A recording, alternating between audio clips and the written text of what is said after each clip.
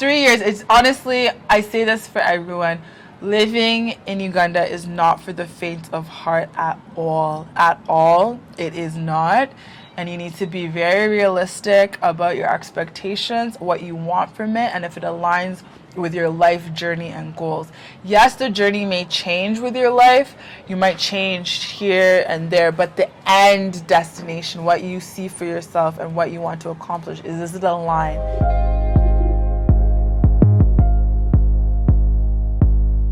Hey guys, welcome back to my channel where we're all about leveling up, elevating, and living our best lives. So our little setup here is a bit different today. I'm shooting on my balcony. I was doing content for Gordon's, which is obviously what I be drinking all the time. Delicious. So I'm just gonna sip on my gin and tonic and update you guys on 3 years. Yes, 3 years of living in Uganda, in Africa, on the continent, away from what I say quote unquote home. Let's get into it because I don't want this to be super long. All right, so I'm gonna do this video similar to last year and a bit similar to the year before that. So I'll break it down like mind, body, soul, things that really are important as an adult, and then a little bit of recaps of certain areas of life such as finances, friendship, family, and all of that fun stuff. Okay, let's get into it. So the first thing I want to talk about is mind. So I feel like being here for the last 3 years has been interesting and has been definitely challenging, not in a bad way, more so challenging in a sense of making me think more about my relationship with myself, God, my mind. And I don't want it to sound crazy, like everyone has mental health, just like regular physical health. Everyone, no matter where you are on that spectrum, you're on the spectrum. So even with your mind and mental health, it's so important to still take care of it. So I think Uganda made me a lot more self-aware in that instance, and especially this year. So just to sum it up, for 2020, I would consider was like my first year. 2020 was an amazing year for me, but I think it was a bit unrealistic. Like I was kind of like living on savings, catered for, figuring out what I want to do versus like actually like making core money and stuff. So with that, and just kind of like doing a lot of free fall things with friends and not really putting in any intention in any area. I was just kind of going with the flow and seeing where I land and how things were. It was a bit of a feeler year, but because of that, I enjoyed myself. I had the most amazing 2020 when the whole world hated 2020. Now 2021 came along and reality hit, and I did not have a good 2021 at all. I'll be the first to admit it. It was not good. I was going through it a lot of the time. I had a lot of joyous moments, but overall, when you look at it, it just was not a good year in a lot of areas. I'll get more in depth about it after, but just in terms of the mind thing, that's when I started doing therapy, and I was going more regularly than I was this year. I'm gonna lie, I need to get back on that, but therapy has helped a lot. This year I hadn't been going regularly, I'm not gonna lie. I went once or twice, and I had such a good 2021 in that department of laying down the foundation and the fundamentals of what is identifying what's wrong, B, figuring out how to deal with it, and like putting in the tools and the steps. So I kind of just was using the tools and the steps this year. Hence why this year I was like, it's not as bad as last year, it hasn't been it. Now I'm doing really well, which is great, the last month, but realistically, if you look at the year in a whole, given that it's just October right now and it started in January, I was like, bruh, life has been lifing at me, and I've just been using these tools like trying to like deal with it. It's been interesting. So I feel like this has been my year where I've been forced to actually adult properly versus my 2020 where I was like, ooh, welcome 30, but I was in a la la land. Then 2021 where it was like, whoa, this is kind of a lot, and am I sure this is what I want to do? Do I actually want to stay here? Like, I was really second guessing a lot. This year was also second guessing, but more on a personal space, not professional. So yeah, but girl, I'm doing good now though, so that's what matters. When it comes to body, so the gym, I'll definitely say we don't have a culture of walking. We don't have sidewalks. It's not safe. I've been walking the last few weeks and I'm so proud of myself, because I told myself I'm not going back to the gym until I'm actually like consistent in something minor when it comes to the body. You can't just go now kill yourself and you haven't even been doing anything, right? Let's be smart. So now with walking, it's like there's pedestrians, cars, bodas. Do you want to die? Like, is your choice in life to die? I was just like, no, I can't do this. So I've been doing it. It's really great, but I feel like we're just not a physically active society, and coming from such a physically active society in Canada, people, not everybody, but it is like, it's weird, like if you ask people, it's a general question like, oh, what gym do you go to, or like what do you do to be active? Like, it's expected of you. Here it's very expected to be comfortable, but you'll feel like a potato. Like, I felt like a potato, and I know me personally, I don't do well if I'm not active. So with that being said, I do want to sign back up to with a gym. I haven't done reviews on gyms on this channel yet, but I'm going to actually do that. I'm going to put it on my list of things to do because I think it's really dope to share. There's a lot of gyms I thought were unrealistically priced till I realized there's family plans. You can do 2 adults. Mind you, I'm assuming for them they mean husband, wife, or whatever, but it's husband, wife, and then 2 kids. If you're a family unit, it's about like $87 each, which means that it's all access. You can go swimming whenever, you can go to the gym, take the classes, do what you got to do. And if you're a couple, I think still it ends up being a little bit more than you'd pay at the gyms. All the gyms are minimum, even the ones with broken equipment, useless, are $100 a month, $350K. I don't really know many that are less, and then you could do day passes if you're not a gym head and you're not there often and you're not going to go swim or do all the other amenities. You're just there like twice a week. Usually they're about 30 to 40K. Okay, 25 to 40K depending on the type of gym. So yeah, I just feel like when you're here, year 3, I just know it needs to be my regimen. Like, I cannot live here without being physically active. You're literally driving everywhere, you're being taken everywhere, you eat a lot, and honestly just a mood booster as well, because it's a different environment. To be true to yourself, like, let's just be true to ourselves. It is a different environment anywhere you move to in this world, and I think I've said this in 1,000 videos. I don't care where it is. It's not just Uganda. It's not a Uganda thing.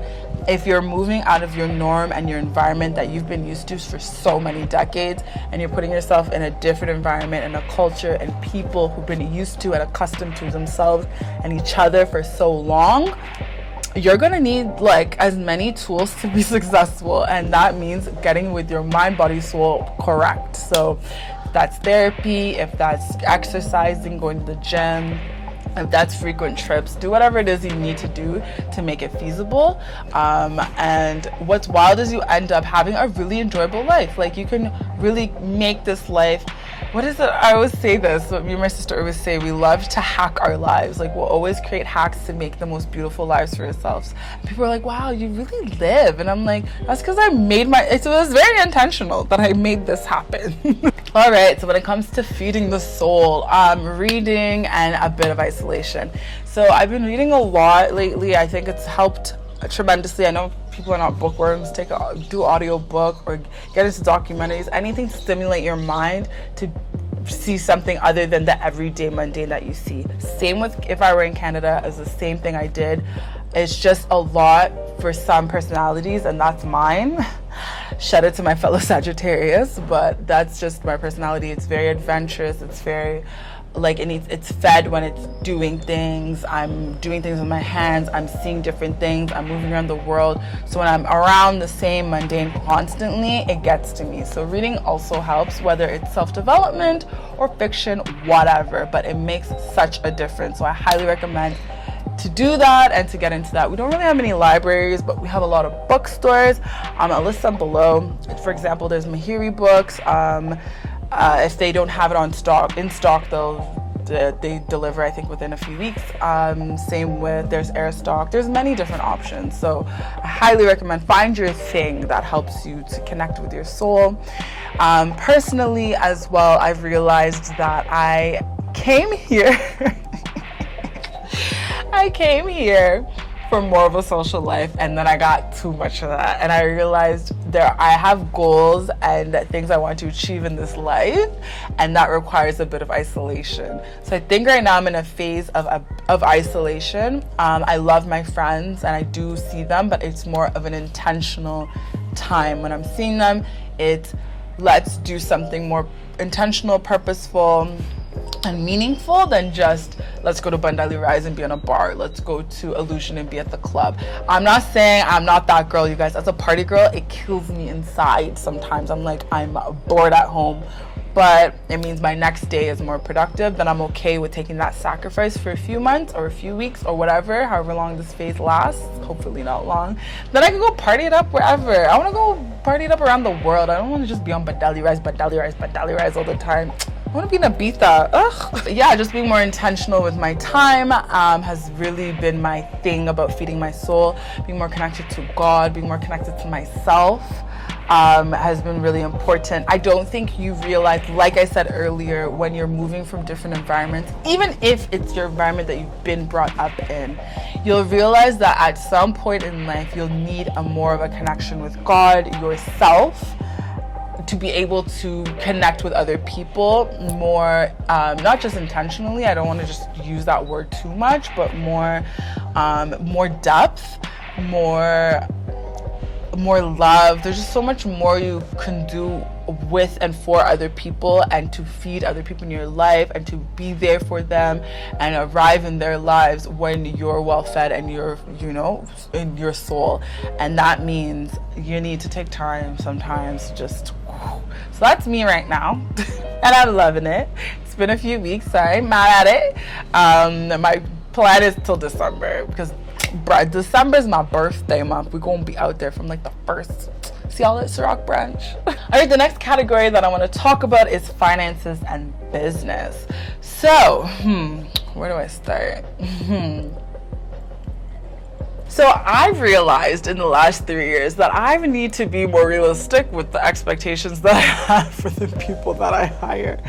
I'm not saying that I have to now step down in the people that I hire, but if I'm not able to train them the way that they need to be trained because I have so much going on, perhaps it's not a time for me to hire somebody. If I'm so busy, I need to take a step back and reevaluate and think, what can I do in order to make this a more feasible workplace for myself, and the other person I've hired. So I realized, bless my friend Mona, she also told me this and I died. Shout out to Mona Faces. She's like, you can't keep firing people, which is so facts. Like, I cannot keep firing people because I'm upset that they're not getting it. But then I'm like, how are they not understanding? Like, what I do is not rocket science. It's a lot of work for sure. It is a lot of work, but it's not hard. It's just a lot. It's a quantity is a lot. And then once you have the basic steps, so for me, I'm just kind of like, if I've told you ba-da-ba-ba-ba-ba, then do ba-da-ba-ba-ba. But it's like, when I used to train people in jobs, because I'm really good with training, I realized there was already a set manual done in that company. There was already a way to do it. So it was just rinse and repeat, rinse and repeat. With me, I'm like, let me first go be by myself in my isolation, build the foundation for them to get it, and then hire. Because I was getting a lot of people where, bless them, I guess they were really trying, but the work ethic essentially is just different here. It's different because the school system is different. Long story short, check out my video on education though. Sorry guys, my card got full. I had to move content around on this big ass card. I just need to start editing these videos.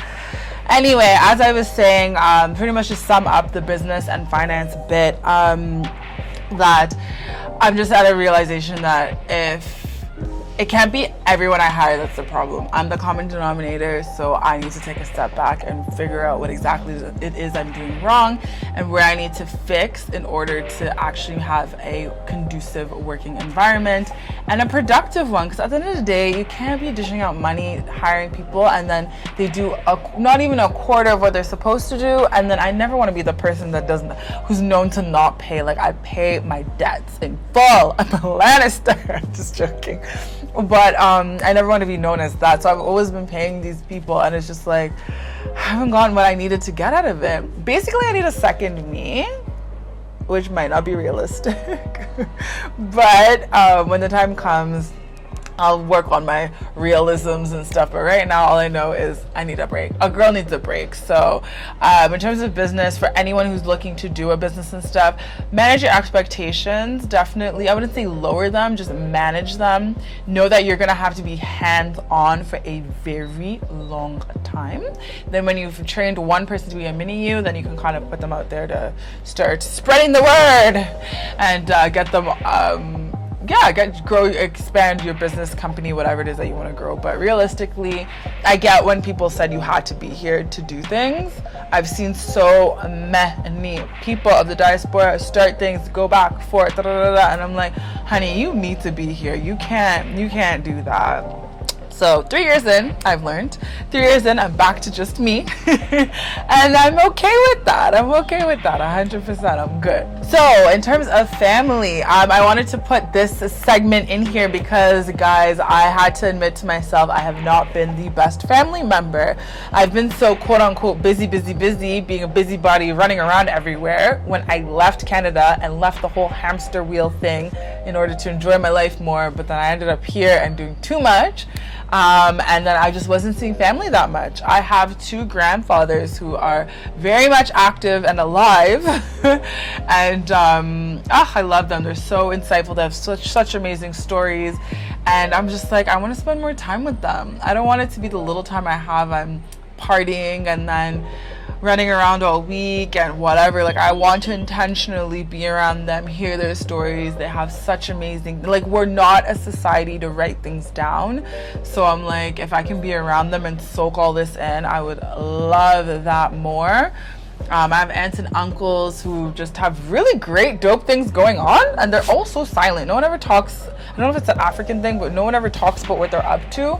So I'm just here like, what? You're doing this? You're doing that? Like, what do you mean? Like, tell me more. And then I have a lot of cousins who have now graduated and now are back.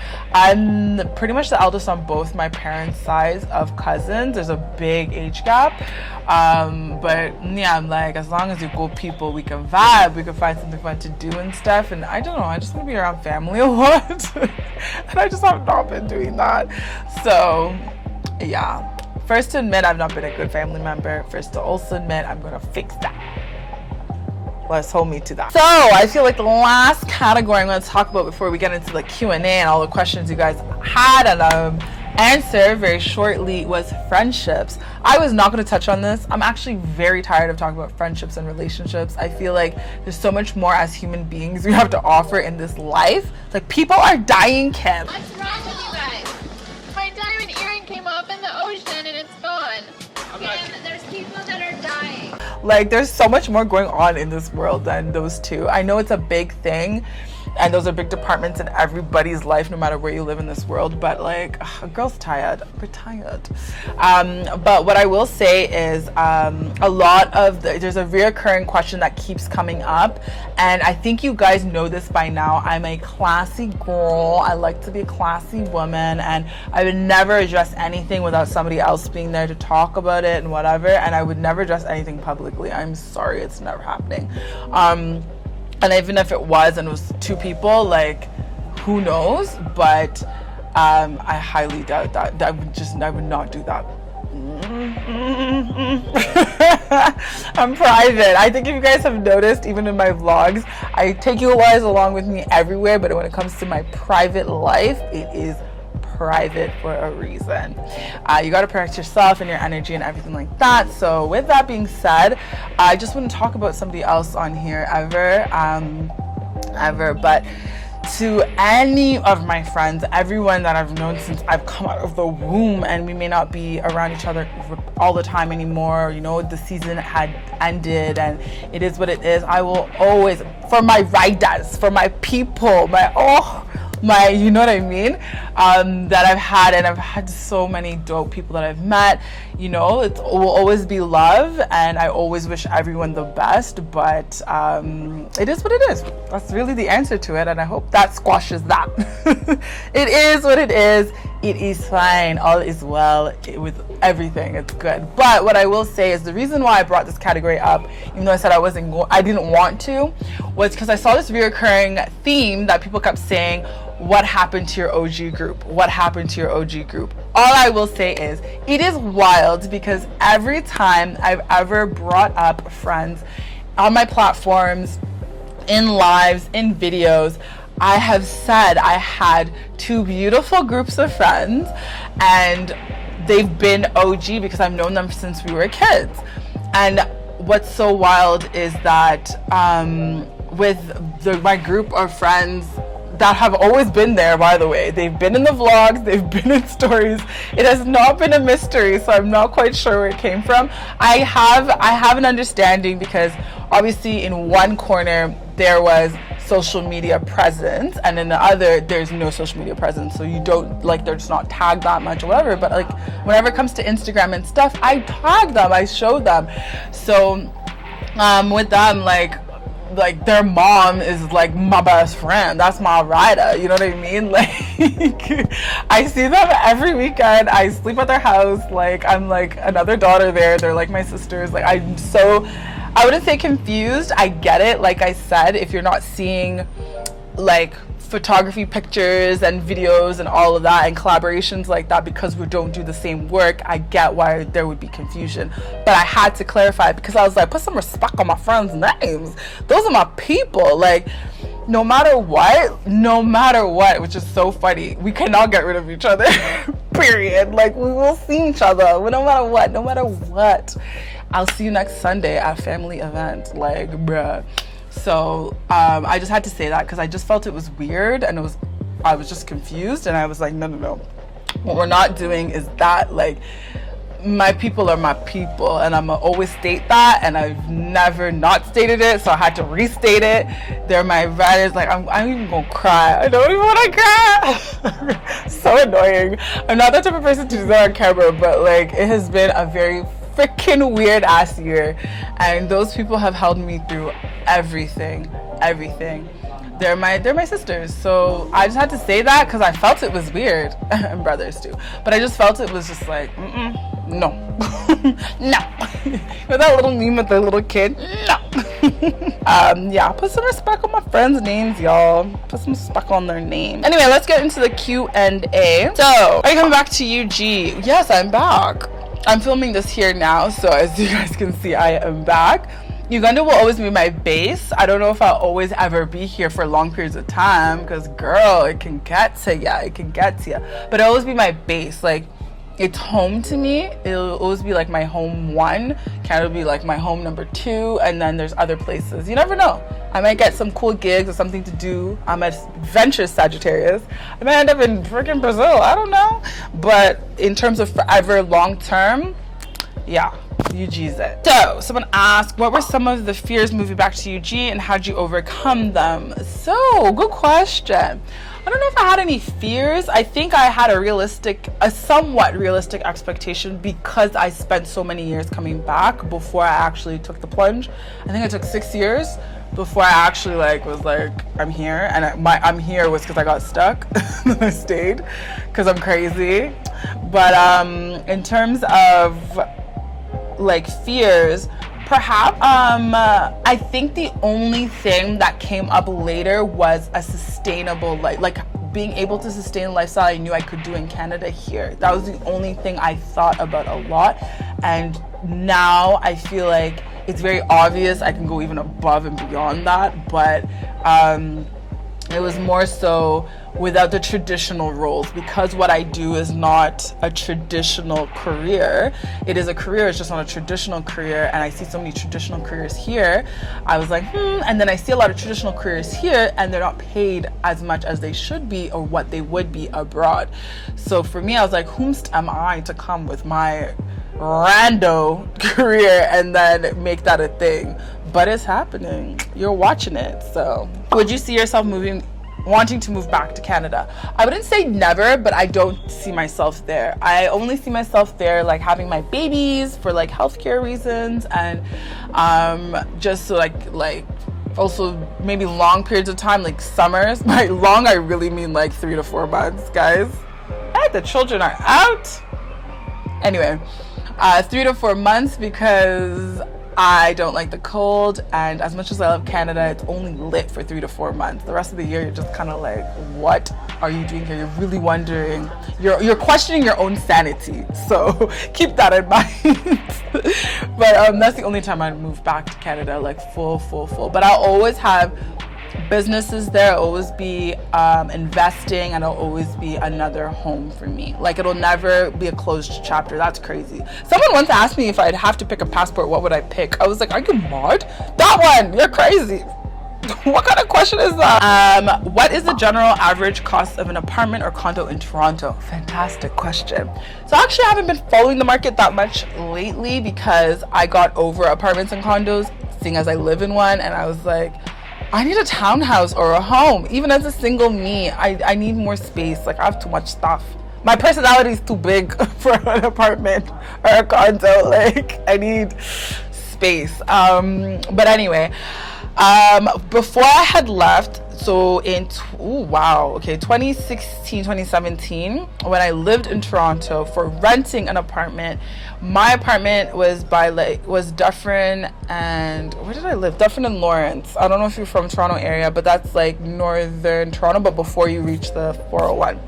And I loved it. It was so cute. It was everything. It was $1,300. So I think now you're looking at about $2,000 a month. And you're looking, and that's for small, because that place was small. It was like 600 square feet, 650 square feet or something. Like, bruh, are you in a closet? It's crazy. It's so small. I mean, you can be crafty and make it work, but personally, I'm just like, oh, the older I get, I'm like, I need space. Like, bruh, I need space. I need space for all my little trinkets and my personality. Answer your question, that's for a 1-bedroom with a bit of a den. So now I think 1 bedroom with a den is like good, has probably at least $1,800 to $2,000. But I'll leave it here. I'll go make research and leave it here. So joke's on me, y'all. I have not been paying attention to condo prices or anything like that in the city of Toronto. But this is my old apartment. This is how much it's growing for each month now, and I was paying $1,300. But mind you, that was 2016. But even still, this is like way too high for that apartment. Like, it was a wonderful place to live, but this is too much. Someone said healthcare and stuff. Haha. I don't know what the question is, but I guess Q&A would be just to talk a little bit about healthcare. I do not have a healthcare plan here, and sometimes when I think about it every couple of weeks, or when I'm like I think I'm sick, I'm like, it freaks me out. Like, I want to start hyperventilating. Like, how do I not have health insurance? Like, that's freaking wild. And the only way you can actually go about life not thinking that you need it is because you had it for so long you didn't even have to think about it. It's just a natural thing you get. There's universal health care in Canada, when you don't have that here. So I was like, oh my god. And then when you visit the doctor, for them to tell you things that you can Google for like $50, I was like, excuse me, even my medicine isn't that much in Canada. I was just like, no. So I appreciate so much more and love so much more my healthcare there. Every time, minus this time because I was in a rush going to Canada, but every time I go to Canada, I always check my whole body. I love my general practitioner. I've been with her since I was 14. She knows my body. She knows me. She has all the records there. It's very in and out and quick. We have great convos. She's dope.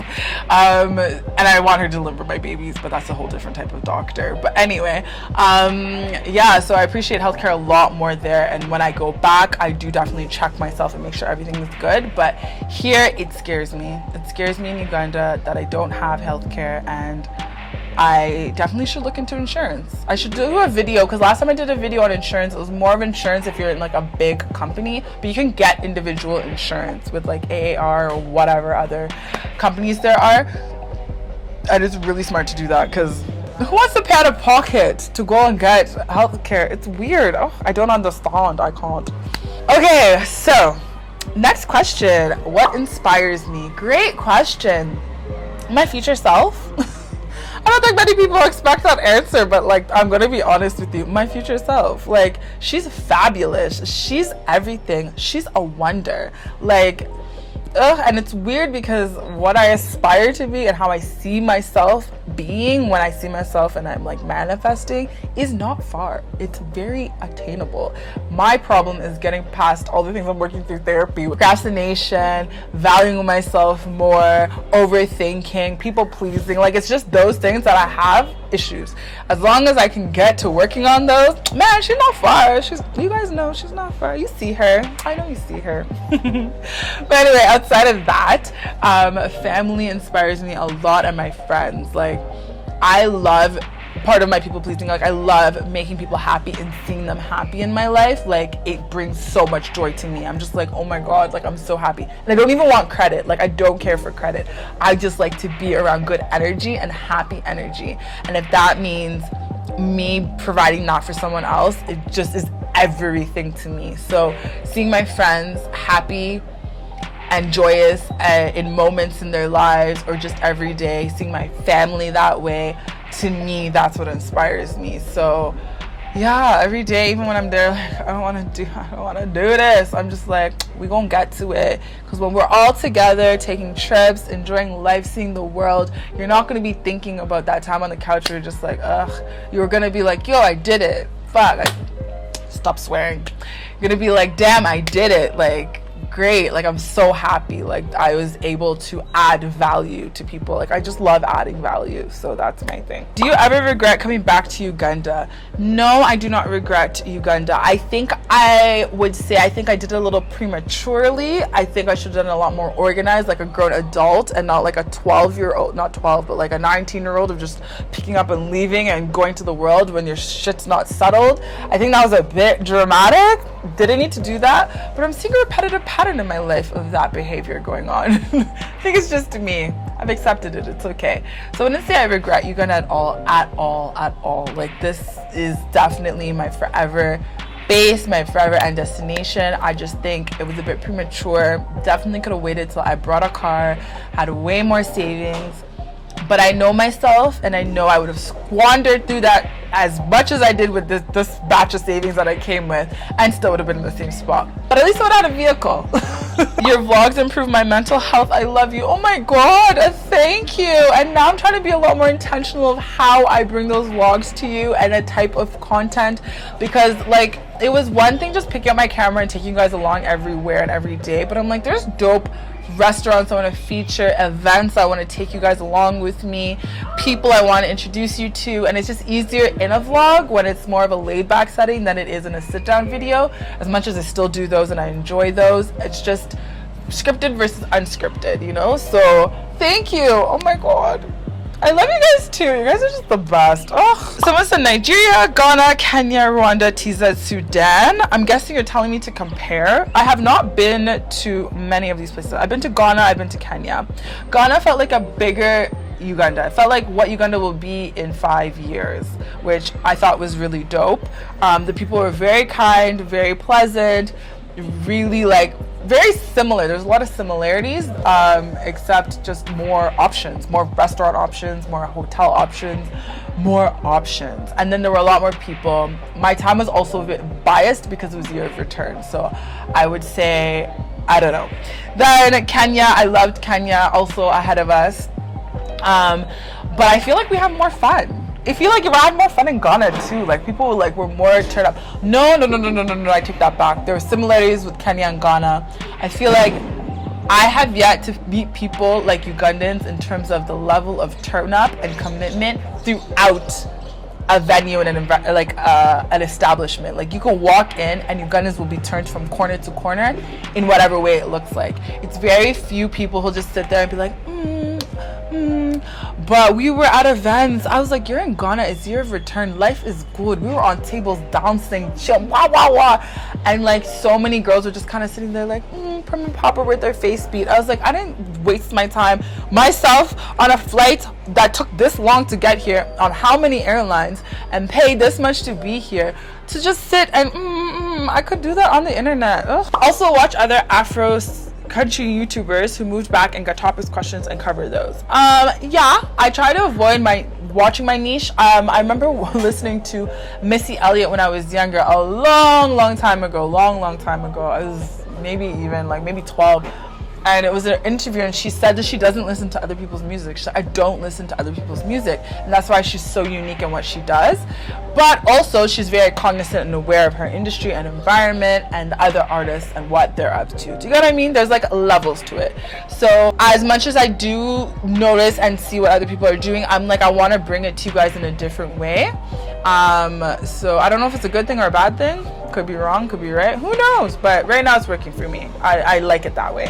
What do you wish you had known before going home? What would you do differently? I think I answered that before. I feel like I would have just been a lot more prepared. I would have shipped a lot more things here prior to a car, some furniture, a lot of furniture. I probably would have set myself up a little bit more in terms of business, but like I said, I don't know if I said this in this video. I might have done it in the part 1 or the first time I filmed and I had to redo it. I was very gung-ho. Even after having come for 6 years every December, very gung-ho about a particular business idea I wanted to do, and it was a fabulous idea. I really wish someone else would do it. I think it's great. I just don't feel like I want to do it now. I see it like as a TV show in like 10 years for me to do, but where I'm at now to be in the nitty-gritty of businesses and in the trenches with them and stuff is a no for me. But that literally was what I was going to come and start doing, and I would have been fabulous at it. It would have been great, but I don't think it was my calling, and I know I would have burnt out and I wouldn't have been happy doing it. So I don't wish I had done anything differently except been more prepared. I would definitely say be more prepared, and I think that's it. Other than that, I really love my life I have here.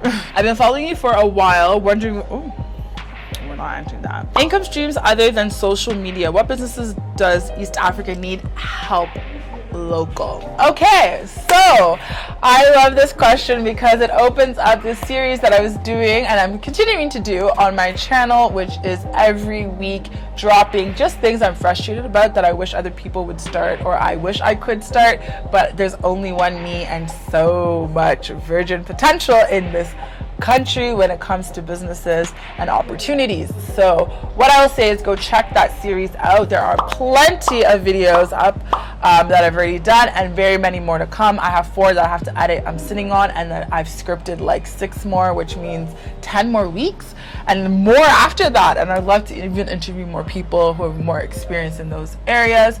But there is so much to do, guys. There's so much to do on the continent. There's so much to do in just Uganda as well, and it's so untouched. It's so untouched. The only thing I'll say is be open-minded that you'll have to probably do things slightly differently. You need to actually understand the market, but everything is needed just as much as everything else. Just execution just might be a bit different. Someone said, is anything off limits?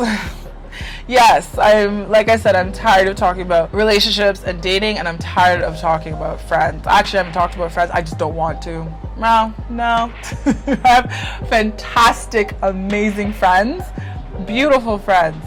I'm gonna keep it at that. So when's the vlog dropping? So vlogs are every Saturday. I was a bit because I was in Canada. That's not an excuse. I just slept a lot. I needed a vacation. I needed time to sleep. I rested. Oh, I'm so happy I did that. I rested, you guys. What motivated you to move back to Uganda? I've always actually wanted to be here. I don't think people know that about me. I have been in love with my culture since I was a child. Very, very proud. In Canada, it's not like America. You don't conform to being Canadian. I'm proudly Canadian, don't get me wrong, but it's not a melting pot. We're a tossed salad, as we were taught when we were younger. It's a country built on immigrants and Aboriginals. Like, no one is actually originally from there, just like America. But America has great propaganda to push that you're American and proudly American and what that's supposed to be and look like, which is wild to me, because I'm like, do you know how many immigrants there are with beautiful, amazing backgrounds? And that's one thing I miss about Canada. The diversity, because there was diversity in food, conversation, in terms of where people are from, where they're traveling to. cool things about them, their upbringings. Oh, you're Filipino, tell me more about how that was. Oh, you're Spanish, but from Spain, tell me more about that. What is that different than people who are South American? Like, you know, like there's Dominicans and they're half Dominican, and then there's the Haitians and they share an island. Tell me more about that. Like, it's just so cool because you're surrounded by so many different cool people. I appreciated that with my life, and that's one thing that I want my kids to still experience, which is why they need to go summer there. They need to go people summer over there. And I would never trade that for the world. Even when I lived in the city, in the trenches in Toronto, and the amount of people are exposed to and religions and different perspectives and whatever, to even moving to the whitest of the white cities and still gravitating more towards people of culture. It wasn't all black kids, like there were Cambodian kids, Filipino kids, many of them, mind you. Then there was so many South American kids that we grew up with as well. And then there's so many Caribbeans. Oh my God, so many Caribbeans. Then there was us Africans. You got a taste of everything, literally and figuratively, like, and just a relation of households and like all of that. So I wouldn't trade that for the world. That's why I say Toronto's so lit in the summer. There's so many food festivals, so many cool festivals, so many concerts, so many restaurants, so many pop-ups, so many cool things going on, and I miss that diversity. Wow, I am literally falling away from the main topic the main question, but why I moved back is because I loved my culture so much. I wanted to experience that for myself and learn more about that as, I would say, an adult, because I was really scared when I was younger. I always just said I would live half and half. It's not really realistic to do that unless you're retired and your income is not based on anything. You're living off of passive income, then sure, do that. But if you need to make money every month to live your life, it's not realistic to do half and half. Unless you work remotely, then that's fine. But yeah, I've just always loved it. So when I graduated, was the first year I came by myself. I didn't come with family. I came obviously to see family. I stayed with family, but I came by myself. So I got to experience my friends on my own. I got to experience going out on my own, seeing people, learning culture, and I was like, oh, I'm in love. Like, I love it here. It isn't what I'll say. It's not roses and butterflies. It's not a fairy tale. It's still life, and life will always life. So I want to say that because I don't want to sugarcoat it, and I think a lot of people do that with the whole moving back or moving to the continent. We need to stop sugarcoating things. Like, it is what it is. It still can be hard. There's tough times. There's times where people don't get you. There's times you feel more Canadian than you do of your own upbringing, because through and through both my parents are Ugandan. I'm Ugandan, but sometimes I feel more Canadian than I am Ugandan. I'm just like, oh, sometimes I just need a break. It gets to you, but realistically, when it comes to the bigger picture, I wanted to live here. It was more conducive of my beliefs and how I see my life, me as a woman, me as a future mom, me as a future wife as well. It was just aligned more with my life vision for myself and my legacy and what I want at the end of the day when I'm on my deathbed at 101 years old, and I've like been lying there and I'm like, I've lived life, I'm done. I wanted it to be here, so, well, living here. And by that point, I'm going to be hiring like, the best nurses in the world, because, child, healthcare, someone asked, I'm just saying. I'm missing one question that I really wanted to answer, but I can't find it. It was such a good question, but anyway, it is what it is. That wraps up my 3-year update and Q&A. You guys, I'm at a space in my life, and I will tell everyone, not everyone is adventurous, not everyone's a risk taker, but I will say, even if you're not, do something different, move somewhere interesting, try something new. Like, I feel like COVID really taught us that you don't need to be stuck in one place, and you don't need to be stuck at these jobs or whatever it is that you feel like defines you. You can do whatever you want with your life, however way you want it. I would just say do your due diligence. Planned it a bit more than I did, but I've had an amazing 3 years. I'm just so proud of how much closer I am with myself and with God. I think that's my number one biggest takeaway for the 3 years, is that And I think it's been helping me deal with situations, good and bad, a lot better. Mind you, it is not a hallelujah moment. Day by day, bruh, it's like, who's trying me today? What is trying me today? What's going on? But at least I know what like my pattern or my routine is, which is like pray first, meditate on it, then deal with things. It's not always perfect, but it has been working, and I just think that I just want to share that with people because it's 3 years. It's honestly, I say this for everyone, living in Uganda is not for the faint of heart at all. It is not.